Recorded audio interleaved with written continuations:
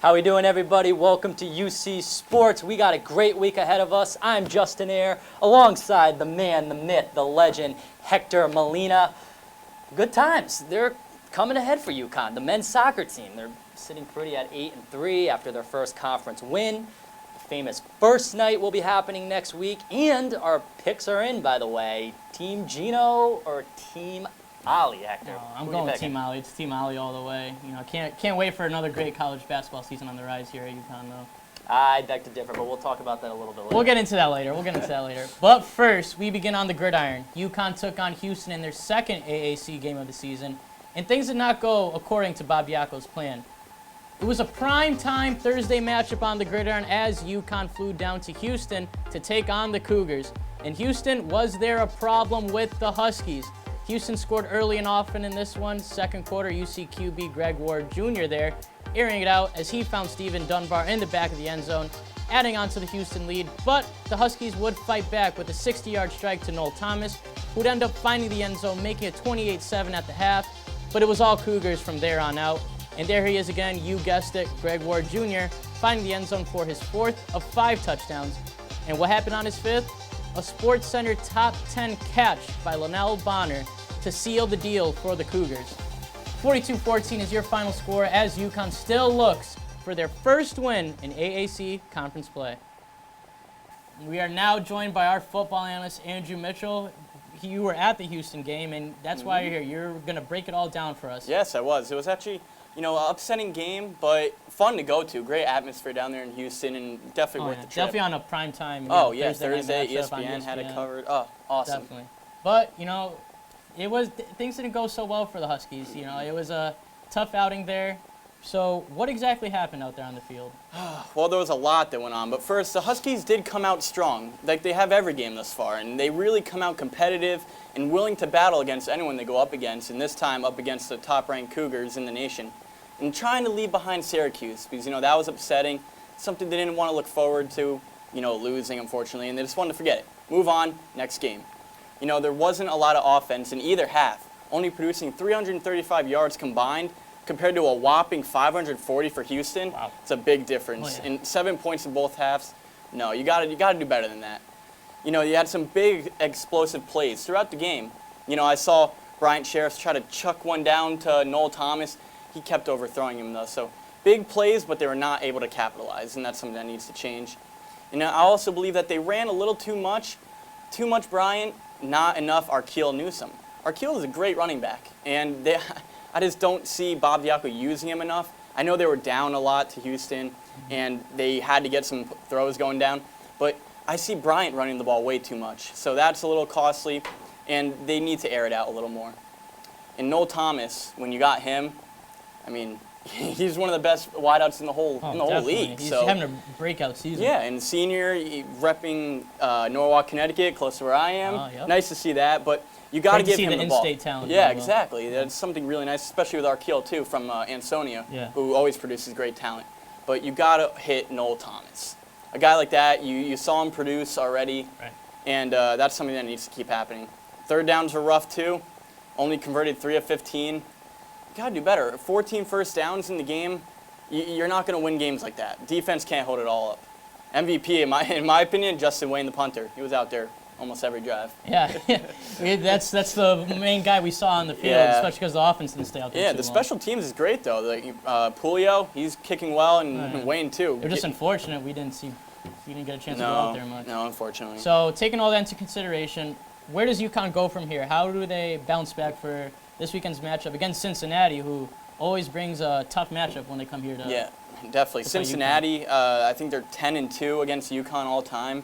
They need to come out determined like they've been. No matter who their competitor is, they still are aggressive. They're still strong. This is a hard-working team, and they are a family. If you go along the sidelines and listen to them, they're not downing each other. They're supporting each other. That's what you want to see out of a football team. Definitely. They all love each other. Diaco loves them, and they're there for each other. So you want to see that going if they want to get any shot at winning any bowl game. And like I said earlier, they need to convert on these third downs. Come on. Connect the passes and maybe simmer down on the rushes a little. Not too many rushes. maybe a few more passes on the first couple downs. Right. Because right now it's just first down, second down run, and third down they pass and miss, and then they're punting. So attack early, attack often. Hopefully don't miss on some red zone opportunities. I know they didn't have any turnovers, I believe, against Houston, which is great, but they got to be able to convert early and attack often. The Bearcats have some top options in wideout Devin Gray, and they got to be a brick wall against Tyon Green, who has been having a great year rushing. So, I don't know. They got to convert on those two guys, as well as attack a redshirt quarterback who will be starting in Ross Trail. He already threw 6 interceptions in the first game he played. So, I don't know. They got to do something. Yeah, well, we'll see how it all plays out. Let's see if they, take what they learned from Houston and bring it, to East Hart. Bring it. They're back home, so maybe that'll help them. And we'll see how it all plays out this Saturday at 11:30 a.m. It's an early kickoff. So yeah, big game. Let's hope the Huskies are awake and ready to go for this one. Someone's got to win in the American Athletic Conference. So Andrew, thank you. Appreciate it. Hector, good to see you, as always. All right, well, that'll wrap it up for our football coverage. But when we return with UC Sports, we'll give you the roundup of what's going on the pitch. Stay tuned. You're watching UC Sports.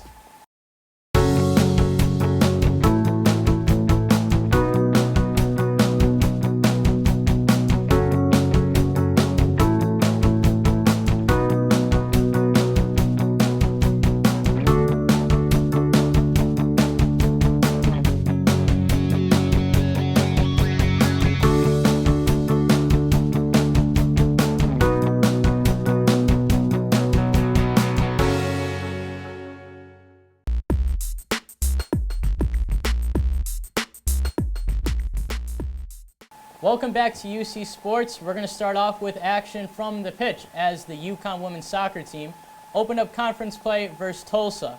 For more on that game, UC Sports' own Justin Ayer has the story. 3, 1, 2, 3, UConn! First points of the contest go to the Huskies with just under 11 minutes in. Rachel Hill, the second leading scorer on the team, scores off a beautiful assist by Stephanie Ribeiro on the right side of the net. Huskies up 1-0. But Tulsa answers very quickly. Anna Williams, a freshman forward from the Golden Hurricanes, scores just a minute later. Tie game here at Maroney. But here comes our superstar, Stephanie Ribeiro, who leads the nation in game-winning goals. She scores in the 21st minute off the post, assisted by Maddie Dom. 2-1 Huskies at the half. Once conference starts, we all know it's a different season, and I don't know, it kind of just picks you up and makes you go that much harder. The bottom line is to do what we can do. Work hard, play simple, fight, and do it together. So players, special players like Rachel and Steph, those are the ones that sign because they got the abilities. But if you don't have the team and they try to do it themselves, then they lose a lot. But the team pushes them to higher levels. Second half underway now, 72 minutes in. Very similar to the first half. Rachel Hill scores again off an assist by Ribeiro, but the Golden Hurricanes didn't want any part of it. Just a minute later, Tulsa scores a goal by Rachel Thun in mid-net. 3-2 Huskies with Tulsa clearly keeping up the fight. 74 minutes in now, Ribeiro scores yet again off a breakaway. 4-2 Huskies, clock winds down, and that is your ball game. Huskies win 4-2. And just 3 days later, the UConn women's soccer team had another AAC beatdown versus Memphis. 24 minutes in, senior Rachel Hill scores off a long pass from senior Maddie Dom. 2 minutes later, her partner in crime, Ribeiro, hits the ball off a Memphis defender, pops it in for goal number 2. But Stephanie clearly wasn't done. 5 minutes later, she scores again off the crossbar, 3-0 Huskies. But Memphis showed some life in the 48th minute and tacks on their first and only goal of the game. But don't worry, Hill comes through with 4 minutes left, solidifying the score, 4-1 UConn. Here's Coach Len Soteris. We didn't lose our composure. We came forward and got another goal and create chances. It was a strong effort, really, from everybody. Now going on to the hot streak on the men's side of the pitch, redshirt junior Andrew Garris found the back of the net for the third time in 2016 to lead the UConn men's soccer team to a 1-0 American Athletic Conference victory over Tulsa on Saturday night at Hurricane Stadium. With the win, Connecticut extends its season-best win streak to 5 straight, moves to 8-3 overall. while the Golden Hurricane dropped to 5-3. With the W, UConn improves to 3-0-3 all-time against Tulsa in a series that dates back to 2008. The team picked up its third road victory in 5 games. One of the main contributors to this team streak has been center back Simon Olafsson, who has been selected as the American Athletic Conference Defender of the Week, as announced by the league this past Monday afternoon. Additionally, Husky goalkeeper Scott Levine and striker Abdul Baki Jam also earned a spot on the conference's weekly honor roll. Now, it's just great to seeing, all these players getting recognized by the conference. Oh yeah, it's great. It's great for the conference, as you said, but it's really also great for the individual factors too. I mean, we have some athletes both on the men's side and on the women's side who are clearly just tearing on it the up. women's side, you got Ribeiro and Rachel Hill. It seems like they score almost every single goal for the team. They are the team. Yeah, they're It's clear. definitely the attack, definitely on the side of the attack. And then on the men's side, you have Olafsson, who's like their key defender, and John, man, he's lightning on that field. Such a great striker. Always finds a way to put that ball in the back of the net. Yeah, no. And then Levine, he's doing on the defensive side. Yeah, It's hard to get past him. Yeah, no, it's funny that you said that. I mean, Baki Jam, he had a year and a half last year. Yeah. And he's just completely tearing it up again. I mean, I see some big things in his future. I really, really do. Definitely. According, with the goalie too. Definitely. The team's just awesome. Yeah. We're going to toss it to a quick commercial, but you won't want to go anywhere because when we get back, we're talking college basketball.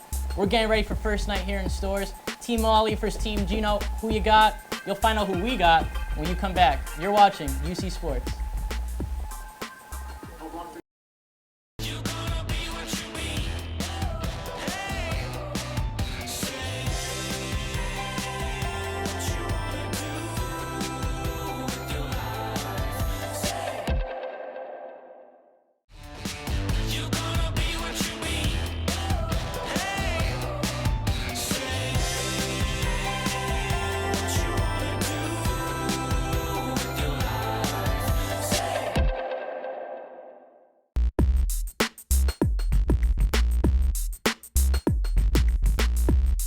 Welcome back to UC Sports. Check out these upcoming games at UConn. Football is looking to end their 2-game skid, taking on Cincinnati this Saturday at 11:30 in the morning. Field hockey will have 2 games this weekend, taking on Villanova on Friday and Dartmouth on Sunday. And last but not least, the Ice Bus is back as men hockey returns to the XL Center, opening their season Friday and Saturday with a 2-game series against Alabama Huntsville. One of the biggest nights of the year in UConn sports is none other than First Night. And this year it's going to get even bigger. UCTV, WHUS, and the Daily Campus will be bringing you coverage of First Night even before the doors open at Gamble Pavilion. It'll be broadcasted live on WHUS 91.7 FM, and video footage of that coverage will be available on YouTube Friday, October 14th at 9 p.m. As you said, Hector, the UConn women's and men's basketball team are kicking off their 2016-17 campaign next Friday with First Night, a huge UConn tradition, no doubt. There will be a ton of games, promotions, including a selfie session for the first 300 fans in attendance. There's going to be a Bears barbecue, Dunkin' Donuts sampling, a men's dunk contest, and that's just some of the things. This event's going to be huge. But for the main event, the famous blue and white scrimmage, this is where the UConn women's and men's teams are divided evenly into blue and white squads for a scrimmage. One team will be led by the men's coach, Kevin Ollie, while the other team is coached by the reigning NCAA champ, Gino Auriemma. So, Hector, I got to ask you, out of all my time being at UConn, I've never seen Coach Ollie and his squad win on First Night. Who do you think is taking the victory next Friday? Well, the rosters have been released, but we don't know, which coach is going to pick which coach is going to coach which squad. True. But I'm going with Coach Ollie. Oh. He's an NBA guy. He spent a lot of time in NBA. When you think of NBA, you don't think of hardcore defense. You think of the flash. And that's what the fans want to see on First Night. They want to see, the between the legs, alley-oops, deep shots, a lot of flair. I think that's what Coach Ollie's gonna bring to his team. And I don't know which roster he's going to have, but I'm hoping he has the one with, I think there's one that's Jalen Adams, Katie Lou Samuelson, Terry Larriere, Steve Enoch, and Gabby Williams. That's 5 right there, and I think that should be the starting 5. I mean, you have Jalen Adams. He's very crafty, getting to the hole, very flashy, going between the legs. You got Steve Enoch, who's a bruiser down low. He's going to get every rebound. He's going to go up 2 hands, shake the rim. And then Katie Luge is going to dial in from long distance. Gabby Williams could hit the boards herself. And then Terry Larriere, I'm really surprised to see, what he's got in store. Especially had to sit out last year, the transfer from VCU. I mean, he's a really good slasher to the rim. So if I want Coach Ollie, and I want him to have that squad. And if those two line up, just chalk it in the win column. All right. I'll give you some credit. You do have some good players on that squad, but let's be honest here. We're talking Coach Gino Auriemma. 11-time national championships, over 22 conference victories. I mean, just won the Olympics. He actually won the Olympics twice, 2 years. I don't think it's on players at this point. I think it's on coaching. You're talking Gino Auriemma coaching Team White. I mean, this guy's an 11-time national champion here at UConn, 22-time conference regular season champion. He won the Olympics twice. So let's be honest, I don't think losing is in his vocabulary. He doesn't know how to do it. Coach Gino is going to win this game. I mean, if you put Bart Simpson and Homer Simpson on one squad, he'll make them to be reigning champions. I'm telling you right now. It's not about players. We have some players too. Not even going to mention them. Coach Gino all the way on Friday night. You think so? But I just think, first night, it's all about the flash. And the flash, it'll lead to points. It'll lead. Who's going to play defense? Gino's all about defense. Who's going to play defense on the first night? I think Gino will figure that one out. It's about He's flash, a great coach, man. the It's all about the fans. I want to see a show, and Coach Ollie knows what the show's about. He played with Allen Iverson. Okay. You think he doesn't know what the flash looks like? A Okay. little shake and bake to the rim? Okay, I'm going to give you that, as I said before, but you need to look at the facts. Gino. What is Ollie? He's still a great coach, don't get me wrong, but Gino, 11-time national champion. I'm telling you, he will get this. But as you said, it's going to be a flashy matchup no matter what, and that's what first night is. It's all about the flash. It's all about the fun. It's all about getting ready into that basketball season, which we know and love here at UConn, basketball capital of the nation. It's going to be a great night. And first night's going to set the tone for it, regardless of who you got it. It's a great show to watch. Encourage everybody to go out there. And it's going to set the tone for the men's and women's team. Women looking to repeat again, make it 5 in a row. Woo! Oh, yeah. 5 championships in a row. Wow. And I think they can do it. I know they can do it. And the men looking to make another great run in the tournament. Absolutely. We made it to the second round, got bounced by a very good Kansas team. But we got a lot of good guys coming back. Got Jalen, Rodney, Brima. So I think it's a very promising year on both sides of the hardwood, men's and women's, no matter where you look at it. No doubt about it. Can't wait to see it happen. It's going to be a great year. Well, that's it for this edition of UC Sports. Make sure you subscribe to our YouTube channel at UCTV Channel 14. Also follow us on Twitter at UCTV Sports for live game updates and breaking news on all things UConn sports. And thanks for watching, everyone. We'll see you guys next week. Good night. Good night.